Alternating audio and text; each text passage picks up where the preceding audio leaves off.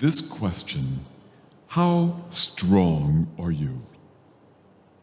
What does it stir up in you when I ask, how strong are you? What do you think of? Maybe you think of physical strength, of muscles, military might. Perhaps of financial strength of your company. How are we situated in this market? Perhaps you think of your resilience or lack thereof in the difficult times. Or maybe you think of that attitude which sometimes shows up on the face you offer for the world, don't mess with me. Or maybe you wish you were more like that. Whatever you or I think about our own strength, today's scriptures show us true strength. Saul, with his armies, had been pursuing David to kill him. David's group was much smaller, and he and his crew were on the run. Yet David and his servant pulled this off. Somehow they are able to sneak into the tent where Saul is sleeping. David's servant says, "Now victory is ours. Let us kill him while he sleeps." And in this moment, we are shown true strength. And it looks like this.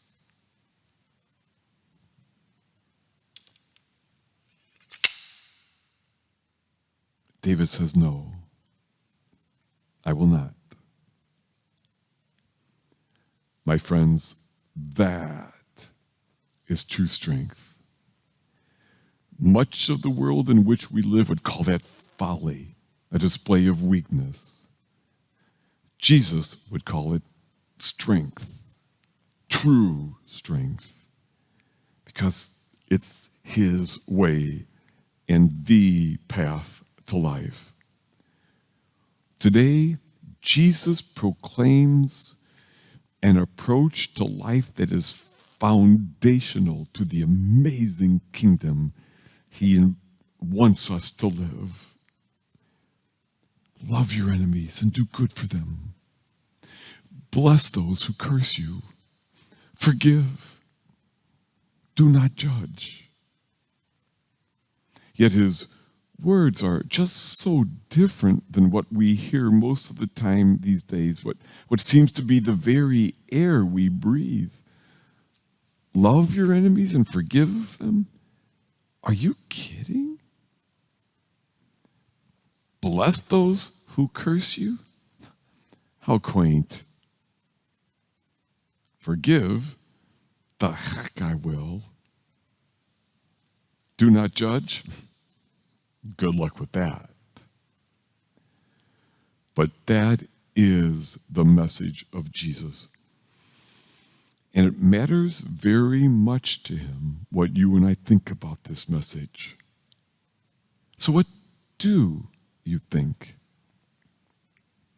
My friends, we all have strength, great strength. Whatever our age, our gender, our walk in life, we've got to know that we each have swords, so to speak, that are powerful. How do we use that strength? Whether it be in the words we speak, or the glance we give, the deal we make or don't make, the love we offer or withhold. We can use our power for great good or for great harm. We can help or deeply hurt one another. As Spider-Man put it, with great power comes great responsibility. And this is especially true when we are hurt or mistreated, and we all get hurt. Every person is mistreated taken advantage of, treated unfairly sometimes. Now what? Well, first, once we become aware of it, we need to do that crucial step of just naming that we are angry and hurt. Then, this is the crucial moment to breathe in for a second and decide, now what? Yes, we need to protect ourselves. There needs to be boundaries. We have to be willing to stand up against injustice and to do the hard work to create a more just and loving world. But it takes wisdom and depth of spirituality to not become bitter or vengeful as we do so, to not become the evil we hate. Jesus knows the profound truth. We cannot do away with evil by more evil. We cannot end violence by using more violence.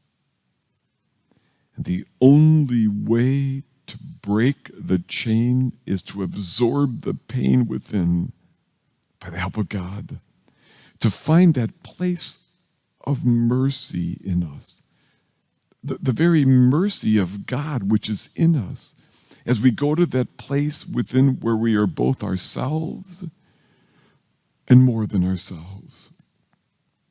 Can we then remind ourselves to trust that there is goodness deep down in the heart of that other person somewhere, that we really don't know what they have suffered or how free they might have been or not been in that moment? To go to that place of goodness in here, for the grace to not seek revenge or to cause pain or harm ourselves. It is the only way to stand in the face of evil without becoming evil ourselves. There's a story that Mother Teresa once saw a starving boy and led him by the hand into a bakery and begged the owner for some bread for the boy. The owner snarled and then spit on Mother Teresa. Her response was to say, "Thank you for that gift. That was for me. Now how about some bread for the boy?" The truth that Jesus knew, the truth that Jesus lived, is given to us today. The only way to transform the world's hate without becoming that hate is by love. Love your enemies, Jesus said. Do good to them. And it is so hard, but I trust Jesus on this. This is his tough spiritual work. But Jesus is trustworthy, and I pray that I'm willing to do that work, not perfectly, of course, but to keep trying. And if you and I don't hold the evil and let it bring us to the best part of ourselves, we will just transmit that evil and create more victims. So, whatever you think of your own strength or your own power, you have it. You do. We each do. And what we do with that power matters profoundly to Jesus, to this world, and to the persons we ourselves become.